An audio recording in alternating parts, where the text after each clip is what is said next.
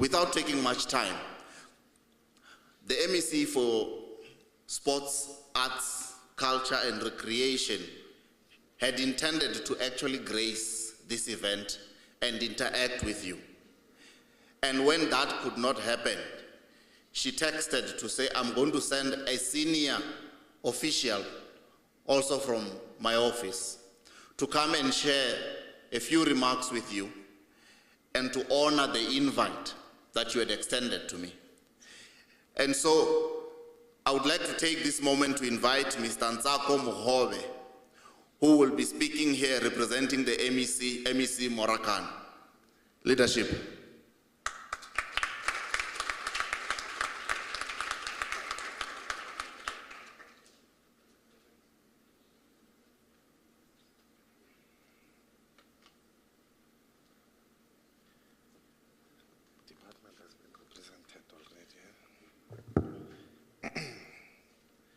No, thank you so much, Program Director.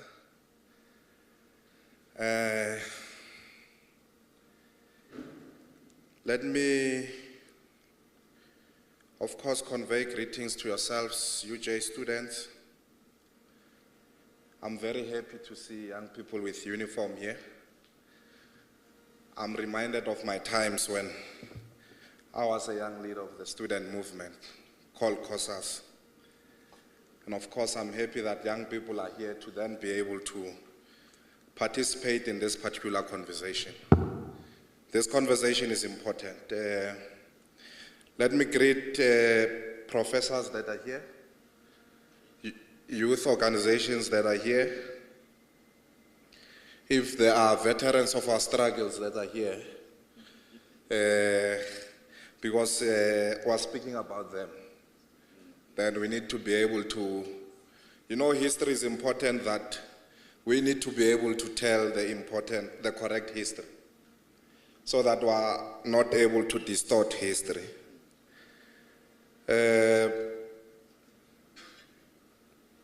Let me also acknowledge the presence of Mayor Elizabeth Mbatha.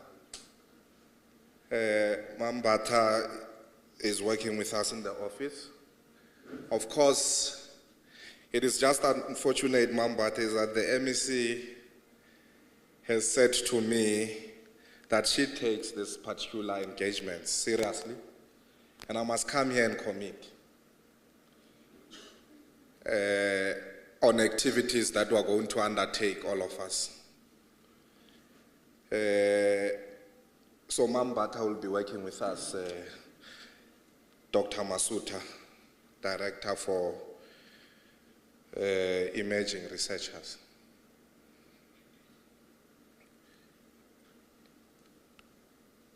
I want to say the department is thankful to invite and address this important colloquium on the question of liberation, heritage, education, of course hosted by the University of Soweto, of Johannesburg in Soweto campus. The MEC is excited to be part of this engagement because she believes that it is important that we must then be able to document our history, be able to narrate a story, and obviously share stories with young people today so that they are able to know where this country comes from, who fought for this country, and actually where we must then be able to take this country as we move forward.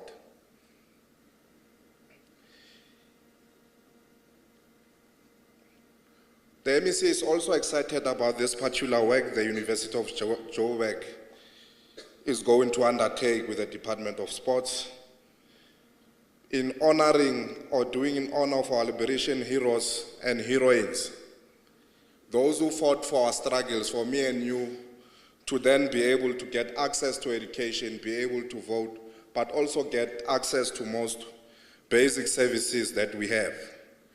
But also is that as we document our liberation heritage, we also need to be able to chart a way forward as to where do we then how do we then move the struggle forward. These heroes that were going to document their history, they fought for political freedom. And all of us as young people of this generation, we must then be able to say, political freedom is not enough without economic freedom.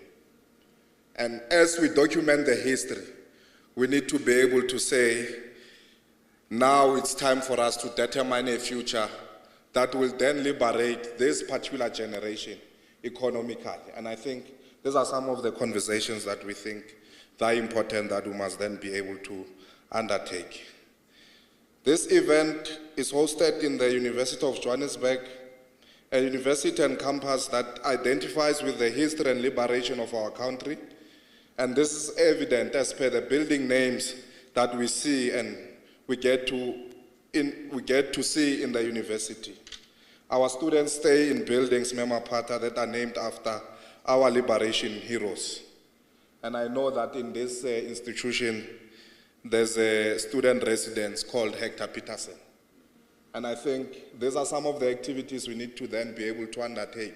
If there's a student who does not know who Hector Peterson is and living in that particular residence, we need to be able to see how do we then narrate this particular history in that particular res. The history of our liberation struggle remained documented in a limited way.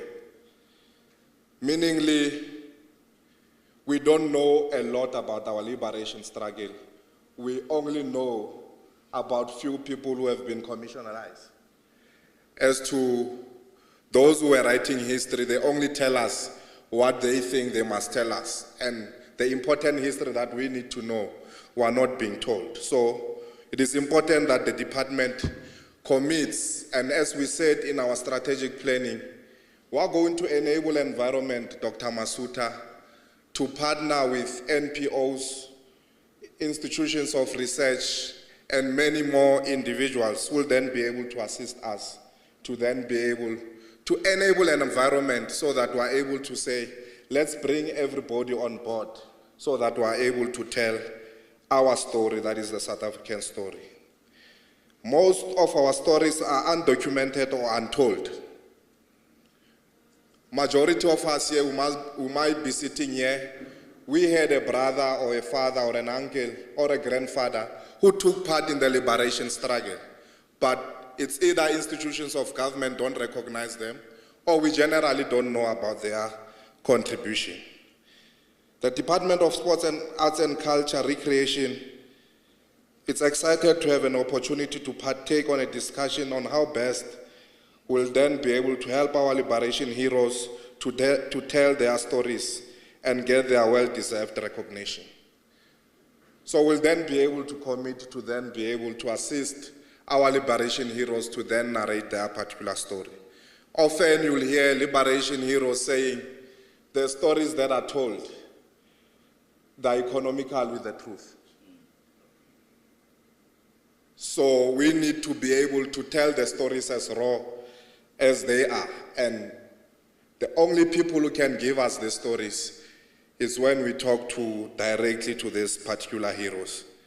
We'll also use an institution that we have in the department that is called Gauteng Film Commission to also partner with yourselves so that we assist in making sure that these stories are told. I am told that you are going to do interviews with 60 MK veterans, a project that will help us to unearth the rich history of our liberation and of course their contribution in this country. This will also help us educate the people of South Africa in general, Gauteng citizens in particular, with a greater focus on ourselves, young people. Of course, I'm also part of you. I was born in 91. I've not reached the mark of not being a young person. So I'm part of yourselves. So I also need to be educated, of course. I was not part of any liberation struggle. So I can't be a master of telling this particular story. What I know is what we have read in the books. And of course, some of the books, we are also contesting the truth that is being said there. So it is important that we are part of. We are able to document this history so that this history becomes a permanent imagination of generations to come. It is important that our children and your kids know as to where this country comes from and who were actually the perpetrators or people who led an unjust system called the apartheid system in this particular country, so that this rainbow nation that we talk about, you are able to define it properly and actually locate it in a context of knowing your history. So our department, Sports, Arts and Culture, has got 4 programs. Of course, one of them being Heritage, that falls under Cultural Affairs. The other program linked to the work that we are talking to is the one that Mayor Elizabeth Mapata is leading today. So we had hoped that we also bring those who are part of the heritage. It is important that we bring these people so that the libraries of the future that Mayor Mapata wants to build, they include this liberation struggle. The mandate of the department therefore compels us as the department to work with the sister departments, which is national government, public, private sector entities, obviously civil society organizations, academic institutions, and other stakeholders to deliver on our mandate and improve the lives of our Gauteng citizens as we grow Gauteng together for our 2030 vision. So when we speak about improving lives, it's when we'll then speak about the economic side of things when we document this particular process. So it will be important for young people to then be able to benefit and, of course, bring innovation ideas of how we'll then be able to generate money or make money in this particular process. So we avoid this situation that people who are coming from other countries, they come here, tell our stories, make money, and they leave. And those stories, they actually lie to ourselves most of the time.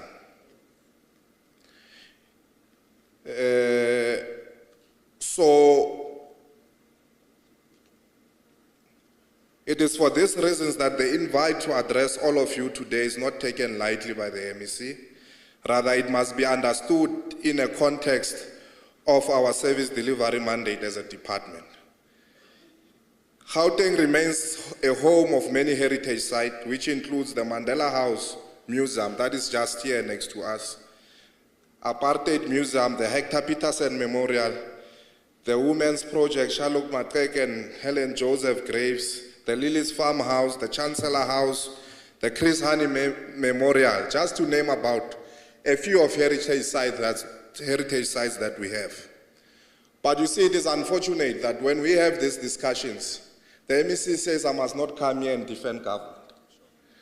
There's a lot of heritage sites that government has not declared as heritage site.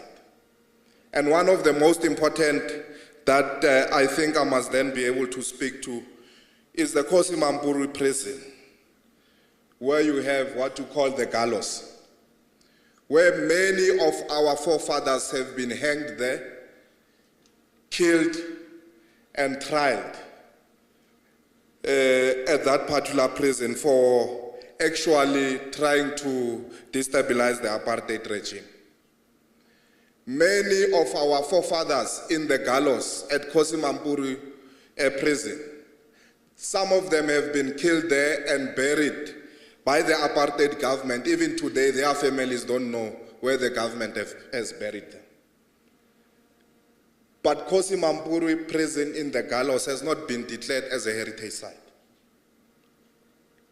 And if the government of today does not declare Kosi Mampuru as a heritage site, what will happen if the government of today lose power and those who are sympathetic to those who actually butchered and killed our parents? What will happen in that particular process? Most of the leaders were killed there. Kosi Mampuru himself was hanged and killed there. Solomon Mahlangu, who was 22 years old, was hanged and killed there, coming from the dusty streets of Mamelodi in Tshwane, here in Gauteng. So I'm saying these are some of the important conversations we need to be able to preserve. And I think, Mema Pata, these are some of the things that we need to be able to look into when we go back to the office. We must ensure that, this is something that we spoke to, that we must make sure that heritage sites that are important, we must then be able to allow government to declare them, so that we don't do things based on surnames. Because this surname is popular, it will then be able to make us good money. Then that's the only history that we'll then be able to document. Gauteng was the center of the apartheid resistance, a site of struggle activities to push for our liberation. This includes the Sharpeville massacre, which we're commemorating this month on the 21st of March in Sharpeville. The 1976 Soweto student uprising was also here in Gauteng. The 1992 Boipatong massacre, the Winterfeld massacre, the 1965 Women's March to the Union Buildings, the hosting of the Congress of the People, amongst others, that adopted the Freedom Charter. All of them were here in Gauteng. So this is where we say it is important for Gauteng to then be able to document this particular history.